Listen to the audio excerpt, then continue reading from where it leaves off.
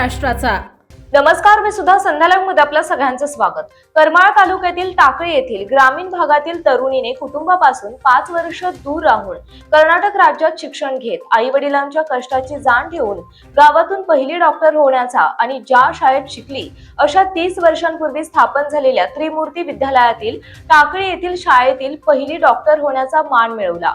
विशेष म्हणजे हिचे प्राथमिक शिक्षण जिल्हा परिषद प्राथमिक शाळेत झाले होते। आदिती गोरख गुळवे असे या तरुणीचे नाव आहे। आदितीच्या या यशाचे सर्वत्र कौतुक होत आहे। तिच्याशी आमचे प्रतिनिधी विजय कुमार गायकवाड यांनी केलेली बातचीत आपण पाहूयात। नमस्कार, आज आपण करमाळा तालुक्यातील टाकळी या गावात आले। या गावामध्ये 30 वर्षापूर्वी त्रिमूर्ती महाविद्यालयाची स्थापना झाली आणि या विद्यालयामध्ये शिक्षण घेणारी मुलगी म्हणजे या विद्यालयातली प्रथम, विशेषतः या गावातली प्रथम ती मुलगी आहे। तिचं नाव आहे आदिती गोरख गुळवे।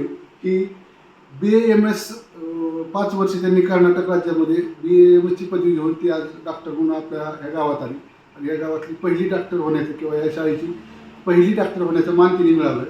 नक्की तिचा प्रवास कसा होता याविषयी आपण माहिती घेणार आहे। नमस्ते, सर्वप्रथम संध्याला तुझं हार्दिक स्वागत। मला सांग, सुरुवातीपासूनच तुझं ज्यावेळेस शाळेत प्रवेश घेतला तेव्हापासून तुझ्या मनामध्ये काय म्हणजे ध्येय काय होतं, कशी सुरुवात झाली? माझं पहिल्यापासूनच डॉक्टर होण्याचं स्वप्न होतं आणि मम्मी पप्पांनी पण त्याला सपोर्ट केला, त्याच्यामुळे मी आजपर्यंत तिथपर्यंत पोहोचू शकलो। तुझं प्राथमिक शिक्षण कुठे झालं? माझं जिल्हा परिषद मराठी शाळेतच प्राथमिक शिक्षण झालं। त्याच्यानंतर मी त्रिमूर्ती विद्यालयात ॲडमिशन घेतलं। 10वीपर्यंत शिक्षण माझं तिथे झालं। 11वी 12वी माझं शारदानगरला झालं। त्याच्यानंतर मी नीटचा अभ्यास करून मग BAMSला कर्नाटकला ॲडमिशन। मला या ठिकाणी अजून एक मुद्दा स्पष्ट करायचा आहे की जिल्हा परिषदेतल्या शाळेतील मुलं इतक्या उंच शिखरावर जाऊ शकतात, कारण ही जी सुरुवात जिल्हा परिषद शाळेतून झाली होती ती त्यामुळं जिल्हा परिषद शाळेला जो काय लोकांचा गैरसमज आहे की जिल्हा परिषद शाळेत मुलांना नको टाकायला, तर जिल्हा परिषद शाळेची मुलंच चमकतात, हाही एक या मुलीच्या सांगण्यातून आलं। दुसरा प्रश्न, तर कर्नाटक राज्यामध्ये तू ज्यावेळेस प्रवेश घेतला त्यावेळेस कसं होतं तिथं वातावरण, कसं? सुरुवातीला सगळंच अवघड जातं, पण जेव्हा तुम्ही तिकडे राहायला लागता तेव्हा तुम्हाला तुमच्या आजूबाजूचा परिसर जेव्हा तुम्ही ओळखायला लागता, तिथलं भाषा तुम्ही शिकायला लागता, तेव्हा तुम्हाला सगळं सोपं होऊन जातं। मी ज्या कॉलेजमध्ये शिकले ते कॉलेज कर्नाटक राज्यातले, तिथले खूप सारे लोक कर्नाटकी भाषाच बोलतात। आपल्या इकडचे पण लोक होते, पण पूर्ण शिक्षण इंग्लिशमध्ये होतं आणि संस्कृतमध्ये होतं। पण शिक्षण सोडून जेव्हा इंटर्नशिपला गेले तेव्हा लोकल लँग्वेज वापरावी लागते इकडे। तर जेव्हा तुम्ही तिथे राहता आणि ती भाषा तुमच्या अंगवळणी पडते, सवय होते, तेव्हा तुम्ही ते शिकून जाता आणि सगळ्यांनी सगळ्या भाषा शिकल्या पाहिजे, तिथे जाऊन ते कळालं।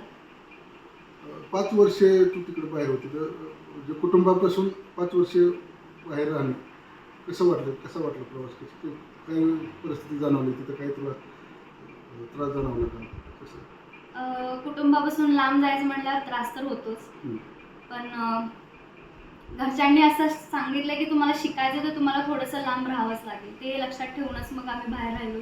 घरच्यांची आठवण येत राहिली, ते येत होते आधीमध्ये भेटायला, पण जवळ नव्हतं, सो सारखं काय भेटणं नाही झालं, पण शिकण्यासाठी तेवढं करावंच लागतं। काय वाटतं तू आज डॉक्टर झाली?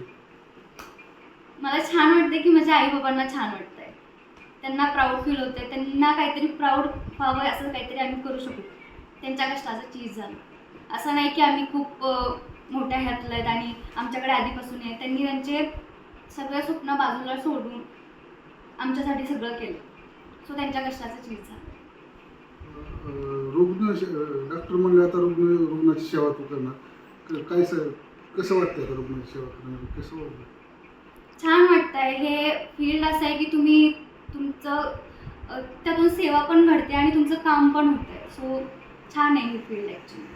तू ग्रामीण भागातली, मी शेवटचा तुला प्रश्न विचारतो, तू ग्रामीण भागातली ज्या काही मुली आहेत त्यांना तू काय सल्ला देशील? मी हेच सांगेल की तुम्ही शिका, तुम्ही फक्त 11वी 12वी करून घरी बसू नका। तुम्ही शिकाल तर तुम्ही पुढे जगणार आहे। तुम्हाला कॉम्पिटिशन हे तुमची जनरेशन आहे, तुमच्या पुढची जनरेशन आहे, सो तुम्हाला जर तिथे सर्वाइव्ह करायचं तर तुम्हाला शिकावं लागेल आणि फक्त डिग्री घेऊन घरात नका बसू।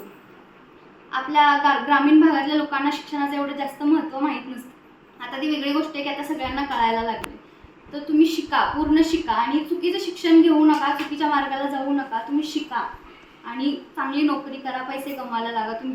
तुम्ही जेव्हा आईबापांना प्राऊड फील करू द्याल, तुम्ही पैसे कमवाल, तेव्हा तुम्हाला पण समाजात किंमत आहे. तर हे होते आदित्य गुळवे यांनी स्पष्ट सांगितलं की ग्रामीण भागातली जरी मुलींना त्यांनी सल्ला दिला की आपण ग्रामीण भागात आहे तरीसुद्धा उच्च शिक्षण घेऊन आईवडिलांच्या कष्टाचं चीज करायचं त्यांनी अखेरचा सल्ला दिला. मी कॅमेरामॅन राहुल फुटपडेसह विजयकुमार गायकवाड, करमाळा, टाकळी. ताज्या आणि महत्त्वपूर्ण बातम्या पाहण्यासाठी आजच आमच्या संध्या लाईव्ह न्यूज चॅनलला यूट्यूबवर सबस्क्राईब करा आणि बेल आयकॉन प्रेस करा.